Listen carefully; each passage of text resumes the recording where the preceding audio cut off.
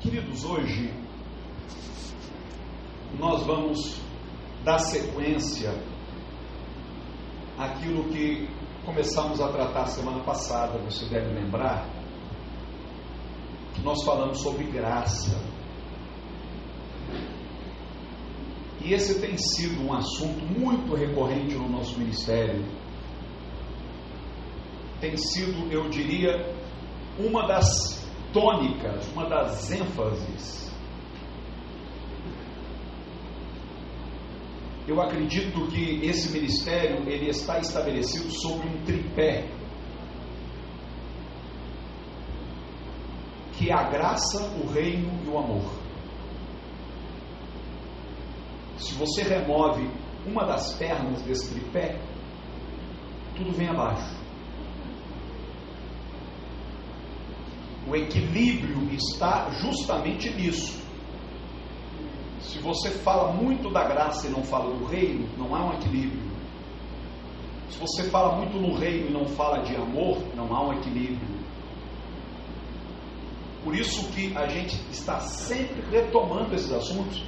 E mesmo quando tocamos aqui em qualquer outro assunto, de que ordem, de que natureza for, a gente sempre traz à baila a graça, o reino, o amor de Deus, porque isso é essencial.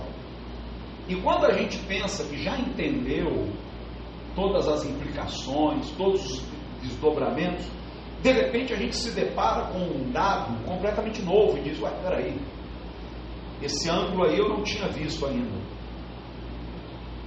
Por mais que a gente tenha tempo de casa, né? Eu nasci dentro da igreja, eu estou sempre sendo surpreendido. Que é uma passagem que nós já estudamos anteriormente, mas que eu acredito que hoje será contemplada de maneira um pouco mais abrangente e profunda. Gálatas 4, 21 ao 31. E ele diz o seguinte: dizei-me os que quereis estar debaixo da lei, não ouvis vós a lei? Pois está escrito que Abraão teve 2 filhos, um da escrava e outro da livre. Todavia, o que era da escrava nasceu segundo a carne, mas o que era da livre, por promessa. Eu quero acreditar que todos estejamos familiarizados com a história, mas não custa nada a gente contar. Deus havia prometido a Abraão que lhe daria um filho. Lembra disso, né? E que desse filho Deus suscitaria uma estirpe pela qual viria lá na frente o Messias, o Salvador do mundo. Abraão é conhecido como sendo nosso pai na fé por causa disso. O povo de Israel, de onde Jesus veio, começa em Abraão. Só que a esposa de Abraão, Sara, era estéril. Abraão confiou: não, se Deus disse que vai me dar um filho, quem sou eu para duvidar? Só que o tempo foi passando. E com o passar do tempo, tanto Abraão quanto Sara foram envelhecendo. É a ordem natural. Chegou o dia em que Sara parou de ovular. Não tinha mais a sua regra. Não menstruava mais. Abraão está na expectativa da promessa, mas está vendo a coisa só complicando cada vez mais. Às vezes a gente tem a esperança, que nem sempre é uma esperança calcada na verdade, tem mais a ver com a nossa ansiedade, né? De que as coisas vão melhorando gradativamente até que algo aconteça, até que a promessa se cumpra. Às vezes a coisa acontece dessa maneira, mas às vezes não é assim que acontece. Pelo contrário, em vez de melhorar, a coisa vai se complicando. E é aí que a nossa fé é posta em xeque, é posta à prova. Porque se eu creio que aquele que prometeu é fiel, que ele não apenas é poderoso para intervir, para cumprir o que prometeu, mas que ele também é um Deus de caráter, é um Deus que não mente, é um Deus que não volta atrás na sua palavra. Quer dizer, não basta crer no poder, tem que crer no caráter de Deus. Porque de que adiantaria ele deter todo o poder, mas ser um Deus desprovido de caráter? Então, chegou um momento em que Sara, vendo a angústia de Abraão já não dormia à noite, ficava virando na cama de um lado para o outro, e ela, coitadinha, sem poder corresponder, ela teve uma brilhante ideia. Brilhante entre aspas. Meu velho, vamos fazer o seguinte: nós temos aí uma serva, uma escrava egípcia chamada Agar, é nova, é bonita, que tal se você se deitar com ela, ter relações com ela? Porque daqui não vem nada. Eu já estou velho, eu já passei do meu tempo. Você ainda pode ser pai, agora eu não posso ser mãe. Tem disso, sabe, né? O homem pode ser pai até o último dia da sua vida, desde que não lhe falte a libido, né, o desejo. Organicamente ele pode ser pai. Agora a mulher não. Se não menstrua mais, babau, não tem mais jeito. Quando Abraão ouve esta sugestão vindo dos lábios da sua mulher, ele fica acuado, assustado. Peraí, é isso mesmo que eu estou ouvindo? Você está propondo que eu me deite com a nossa serva? Você não vai ficar com ciúme? Não vai ficar depois jogando na minha cara? Não, Abraão, eu estou vendo que você está muito angustiado. E esse filho que a serva gerar vai ser como se fosse nosso. A gente faz um contrato aí, um acerto com a Agar. Assim que a criança nascer, ela é nossa. Então tá, já que você é quem está sugerindo, eu vou aceitar. Abraão foi lá, deitou-se com Agar. Agar concebeu, deu à luz a um filho. Ele já estava todo contente, achando que finalmente a promessa de Deus havia se cumprido na sua vida. Daqui a pouco o Senhor vem e diz: não é esse aí que eu te prometi. Mas como assim, Senhor? O Senhor me prometeu um filho. Então não importa por que canal venha, o importante é que seja um filho. E o filho está aqui. Para mim já está de bom tamanho. Não. Eu prometi lhe dar um filho da sua mulher. Você se precipitou. Existem duas maneiras de se fazer as coisas. Uma é a nossa maneira. A outra é a maneira de Deus. O homem está sempre buscando o que é conveniente. O homem está sempre buscando atalhos, meios de se chegar mais rápido onde ele almeja chegar.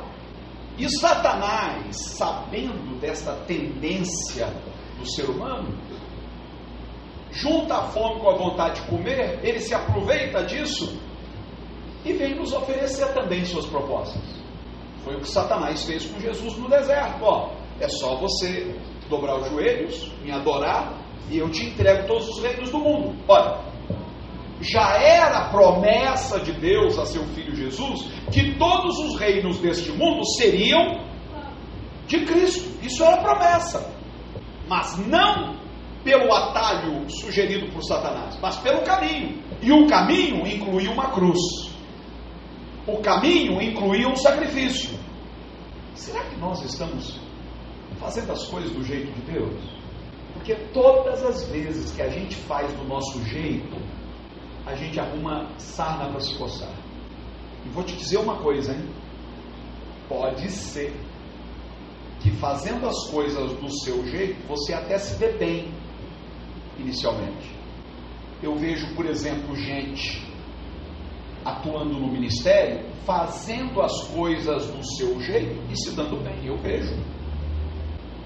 vejo líderes que estão rodeados aí de uma multidão incontável, com muito dinheiro, com canais de comunicação, poder político, tudo.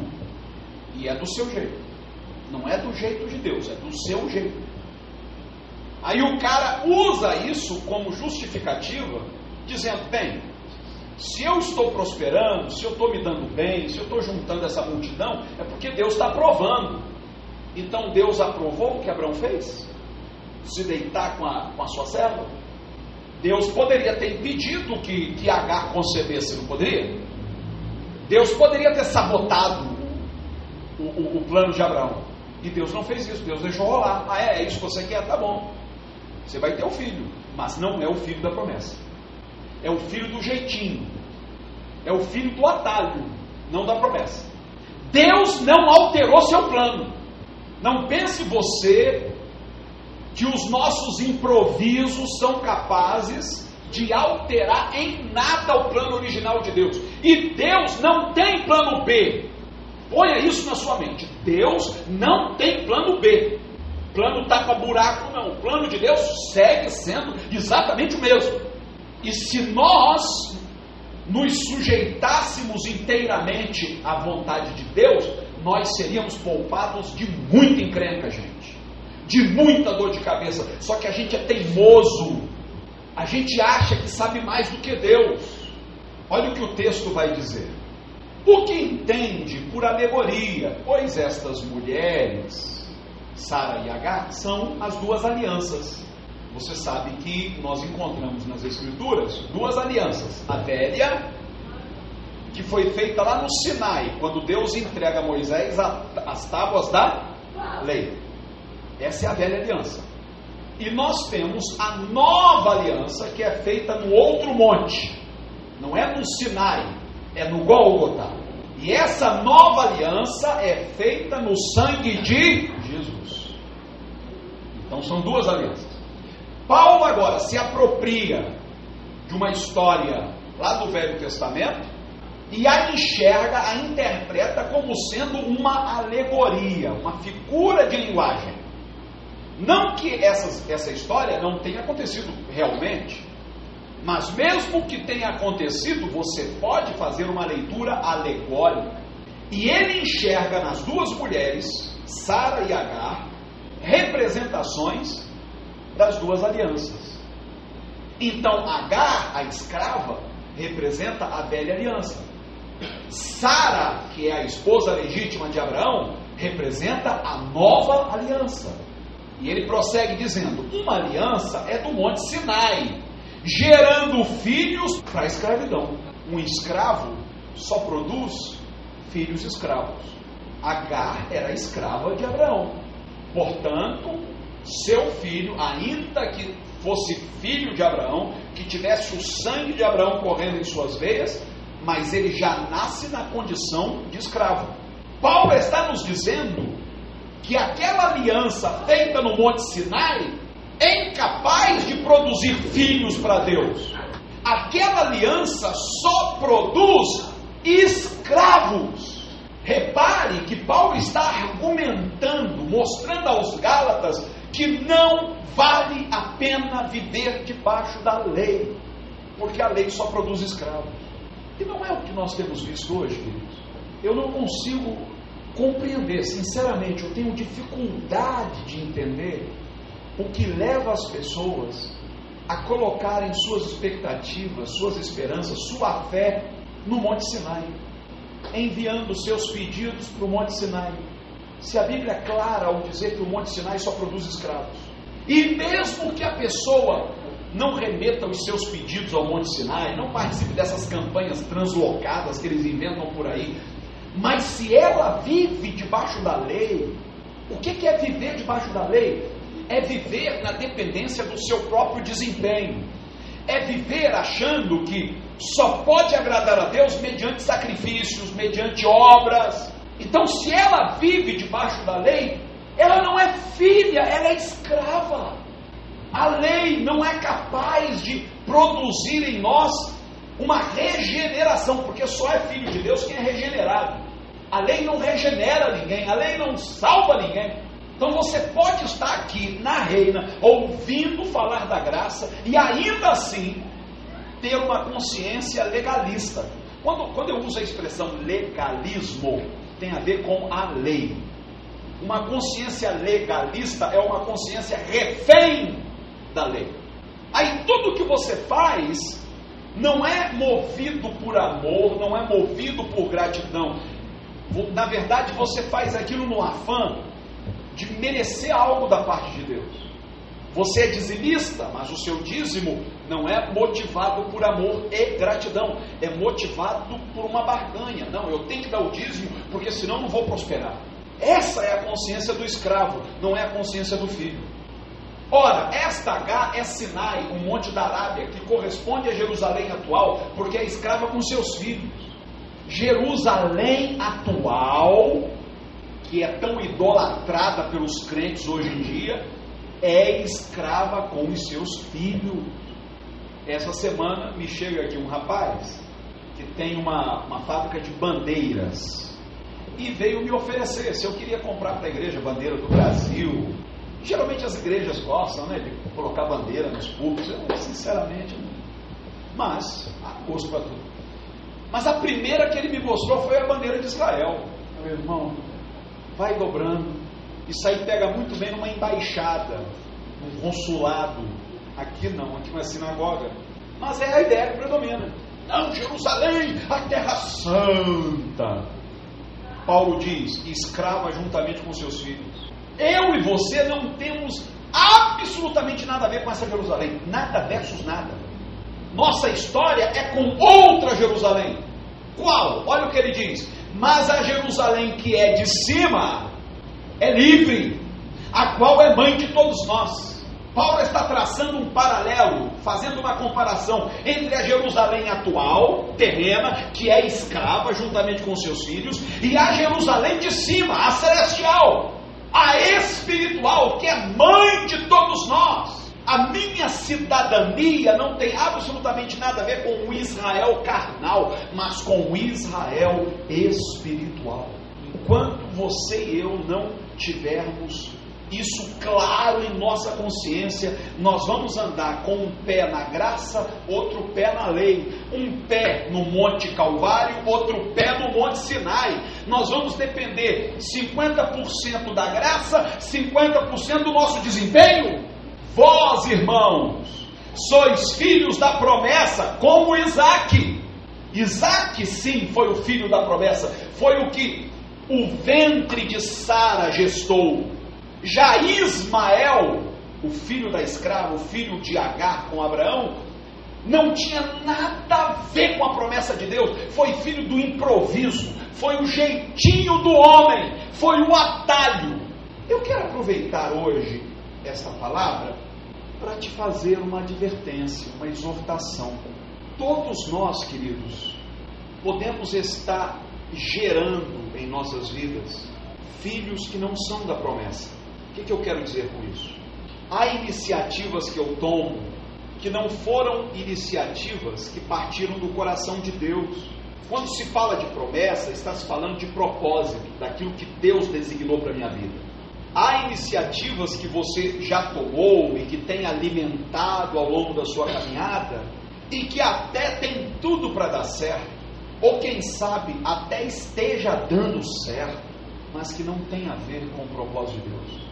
Você diz, não, claro que tem, está crescendo, está aumentando, está prosperando, e você não percebe que está te distraindo, que está te tirando do foco. Tem a ver com a sua vontade, tem a ver com os seus planos, tem a ver com a sua paixão, mas não tem a ver com o propósito de Deus. É filho de Agar, não é filho de Sara.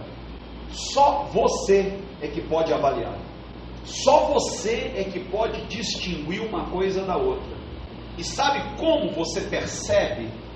É quando os dois começam a se digladiar, disputar a sua atenção. Quando Isaque e Ismael chegaram à adolescência, enquanto eram crianças, eram amiguinhos, ficavam brincando, mas quando chegaram à adolescência, começaram a se estranhar. De vez em quando Ismael chegava para sua mãe, Agar, e dizia, Isaque me bateu. Agar ia lá em Abraão, o filho de Sara está mexendo com meu filho. Aí Abraão chamava Sara, Sara, dá um jeito no Isaque. Isaque fica implicando o tempo todo com Ismael. Aí Isaque chegava e dizia, não, essa história está mal contada, fui eu não, ele é que mexeu comigo. Sabe como é que é essa coisa de irmão, né? Ele que mexeu comigo, fica implicando comigo, dizendo que ele é o primogênito, que ele tem mais direito que eu.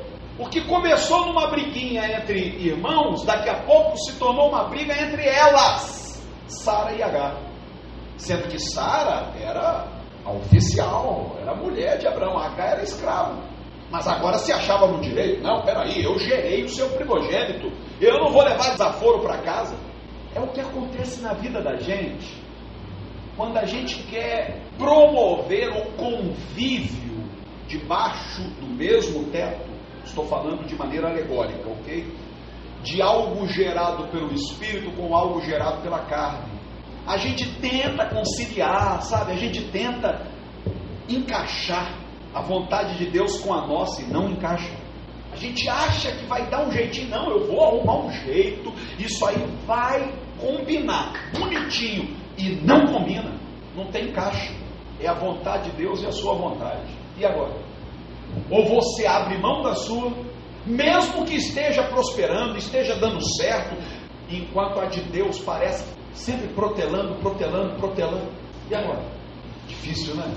O texto prossegue dizendo: ora, vós irmãos sois filhos da promessa como Isaque, mas como então o que nasceu segundo a carne perseguia o que nasceu segundo o Espírito, assim é também agora.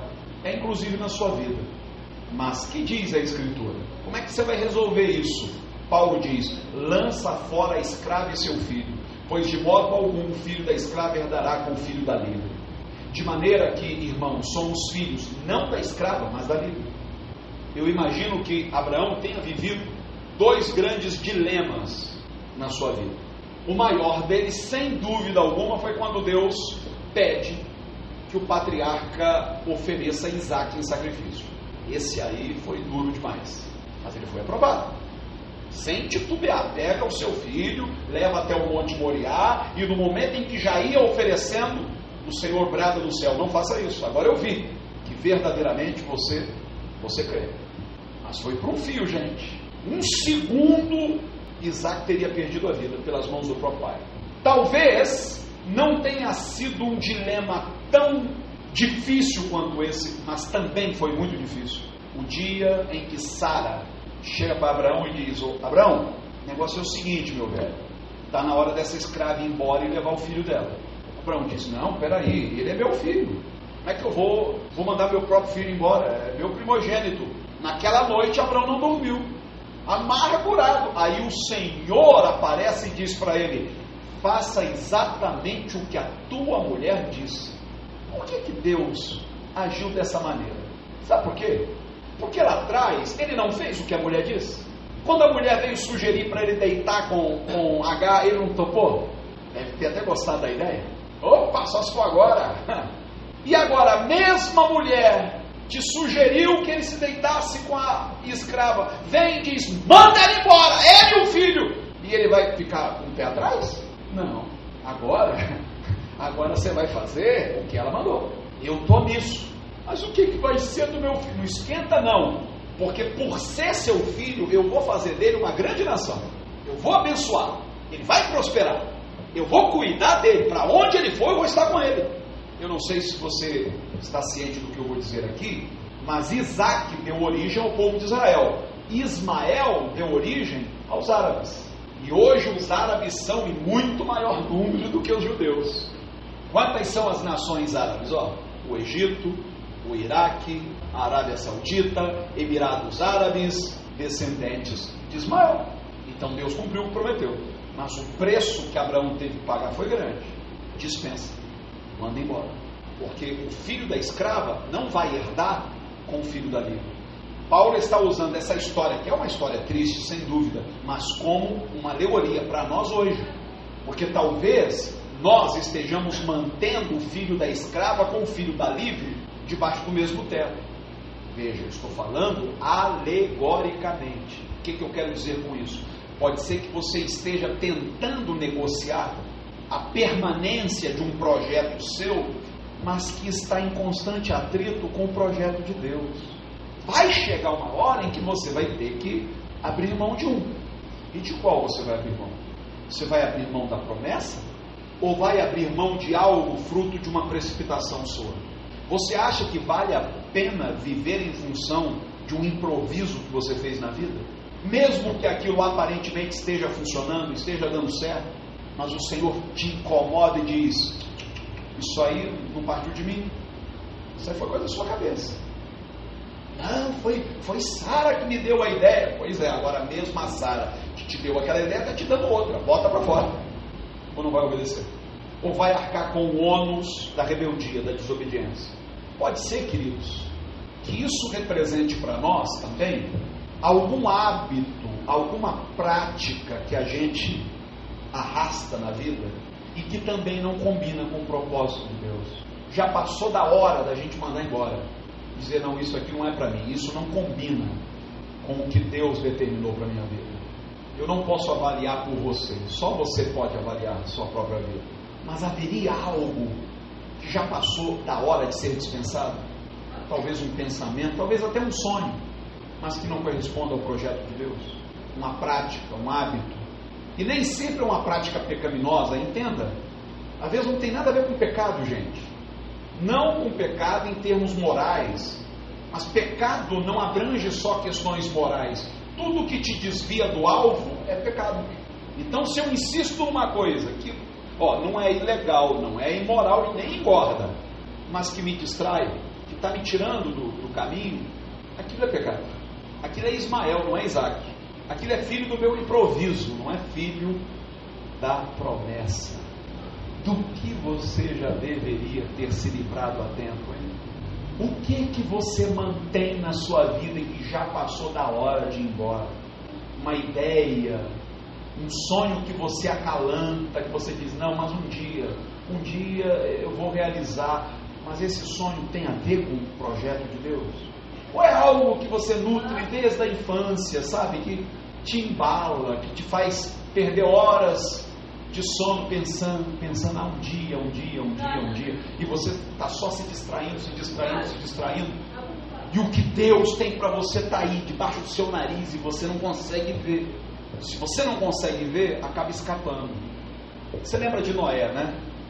A Bíblia diz que Noé soltou um pássaro.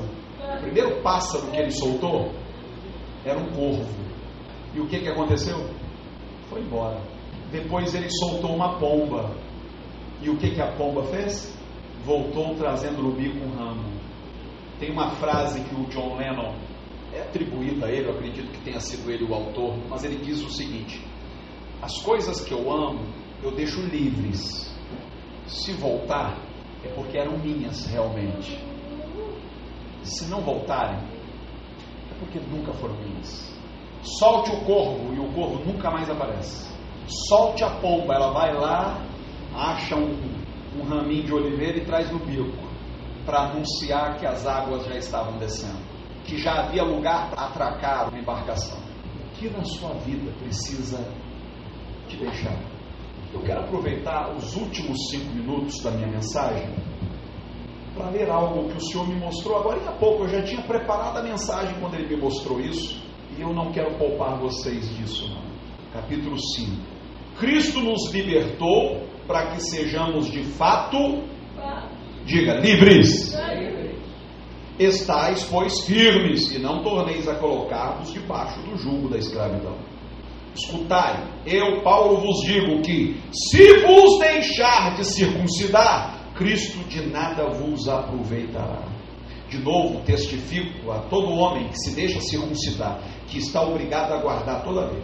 Separados estais de Cristo, vós, os que vos justificais pela lei, da graça tendes caído.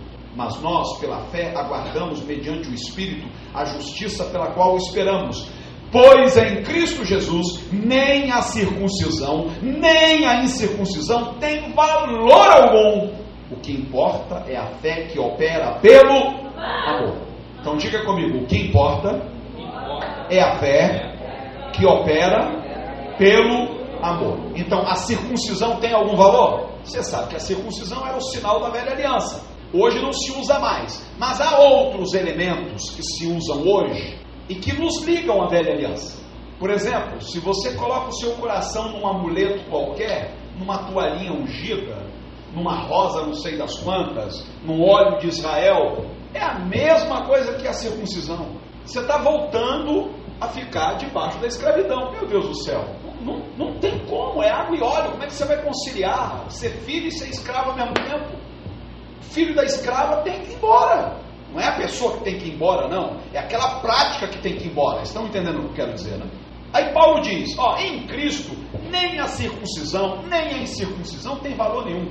Quer dizer, a toalhinha ungida não fede, nem cheira, não influi, nem contribui. Tem valor nenhum. E sim, a fé que opera pelo amor. Aí quando ele vai, capítulo 6, no verso 15, olha que interessante. Ele repete, em Cristo Jesus, nem a circuncisão, nem a incircuncisão tem valor algum. Só que agora ele termina diferente. Mas sim o ser uma nova criatura.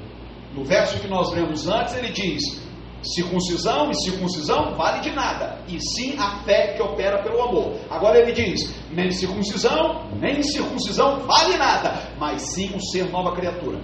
Eu deduzo que aquela fé que opera pelo amor, ela só é gerada no coração de quem é uma nova criatura. Só é filho de Deus quem é uma nova criatura.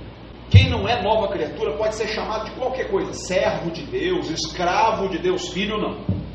Mas o que mais me chamou a atenção nessa passagem é que, apesar da circuncisão não ter qualquer valor, não significa nada. Paulo diz, olha o que ele diz, se vos deixar de circuncidar, Cristo de nada vos aproveitará. Então algo que não tem valor, no momento em que eu me submeto, Cristo já não aproveita nada de mim. Minha vida com Deus foi jogada no lixo. Eu joguei, eu a desperdicei. Então eu não posso estar na graça namorando a lei.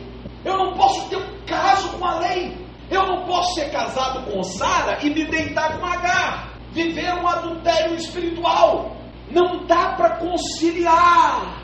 Ou é graça ou é lei. Mas bispo, a circuncisão não tem valor nenhum. Por que Paulo dá esse peso? Aí eu lembro lá em Eclesiastes de uma passagem que diz que quando uma mosquinha de nada resolve mergulhar num unguento, num perfume, compromete a fragrância do perfume. É o que acontece. Uma coisa que não tem valor nenhum, se eu deixo aquilo entrar na minha vida, Cristo de nada me aproveita. Caso perdido, recebi a graça em vão. Aí Paulo continua dizendo, separados estais de Cristo, vós que vos justificais na lei, da graça tendes caído. Cair da graça não é simplesmente, o fulano caiu da graça, agora resolveu pecar. Não, cair da graça é se justificar na lei, é retroceder, é achar que é a mesma coisa, bobagem, isso aí não tem nada a ver. O sujeito quer ir para o monte, subir um monte de joelho, deixa ele, não deixa não. Ou você vive na graça ou vive na lei, não tem como combinar. E viver na graça, queridos, é caminho sem volta. Você depois que experimenta a liberdade, você vai querer se meter debaixo de jugo novamente? É como um pássaro que fugiu da gaiola e depois por livre e espontânea vontade volta para ela. Eu não nasci para isso, você nasceu para isso? Você quer que Cristo aproveite algo em você? Só há uma maneira de Cristo aproveitar algo em você. Dispensa o filho de Agar, meu irmão. Remove da tua vida qualquer elemento que te ligue às práticas da lei, qualquer um. Deus não leva em conta o tempo da ignorância, mas você não está mais na ignorância, você não é mais menino. Eu não tenho saudade, estou falando de todo o meu coração. Mas dá certo, junta a gente, mas não há paz no coração. Olha o fulano, como está se dando bem, mas está conduzindo o rebanho para o matadouro, está usando subterfúgios mentirosos, porque infelizmente as pessoas são propensas a isso. Elas querem ser enganadas, elas querem a mentira, não querem a verdade, não querem a liberdade, elas preferem rédeas curtas. Porque dá certo eu vou voltar atrás? Porque enche igreja mais rápido eu vou anunciar aqui o óleo de Israel? Eu vou trair tudo aquilo que Deus me revelou, que eu sei que é a verdade, que mudou minha vida, por causa de um discurso, porque prospera, porque enche igreja e enche os cofres, é isso? Não, não é isso que eu quero. Pode ser que a promessa demore, vai ser no tempo de Deus, mas eu não vou tomar atalho. Pode ser que a igreja não exploda da noite para o dia. Eventualmente, eu acredito que vai acontecer um grande crescimento. Não vai ser da noite para o dia, e nem eu quero que seja. Porque tudo que é da noite para o dia, gente, com a mesma rapidez com que cresce, daqui a pouco vem abaixo. Não tinha consistência. Não estava edificado na verdade, estava na fantasia, na mentira. Isso eu não quero. Eu quero convidá-los a ficar de pé. Feche os seus olhos, meu irmão. A pior coisa que pode acontecer a um cristão conhecedor da graça é ele retroceder, é ele voltar às práticas da lei, é voltar a depender da força do braço, do desempenho, das obras, deixar de confiar na provisão para confiar nos seus improvisos. Faça um exame. O Espírito Santo vai te mostrar. Há na sua vida um Ismael que precisa ir embora.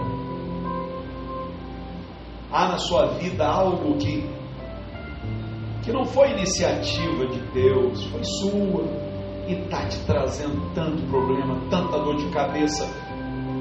Como manter sobre o mesmo teto algo que é fruto da promessa com algo que é fruto de um improviso, de uma iniciativa meramente humana? Os atritos são inevitáveis. Então está na hora de dispensar Agar. Eu sei que vai doer, porque a gente cria um vínculo emocional, a gente se apega, vai doer, vai machucar, mas é necessário. Abraão precisava prover um ambiente para que Isaac crescesse saudável. Não um ambiente de disputa, de briga, de carnalidade, mas um ambiente de paz. E só haveria paz se Ismael fosse embora. Talvez você esteja ansioso porque a promessa está demorando.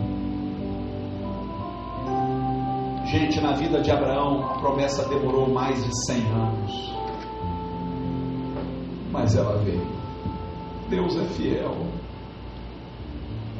Deus é fiel. Ele sempre cumpre, meu irmão. Vale a pena confiar. Meu Pai querido, juntamente com este povo que é teu povo, eu me achego ao trono da tua graça, humildemente, Senhor.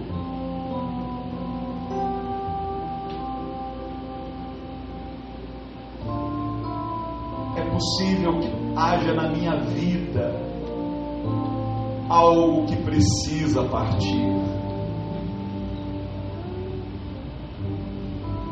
Um Ismael que não consegue conviver bem ao lado de Isaac. Um sonho que não é o teu sonho para mim, o teu projeto para mim. É algo que eu acalanto há tanto tempo, que tem tudo para dar certo, mas não é o que o Senhor determinou para a minha vida. Então, duas coisas eu te peço agora. Primeiro, dá-nos discernimento para que a gente não corra o risco de mandar Isaac embora e manter Ismael. É um risco. É um risco.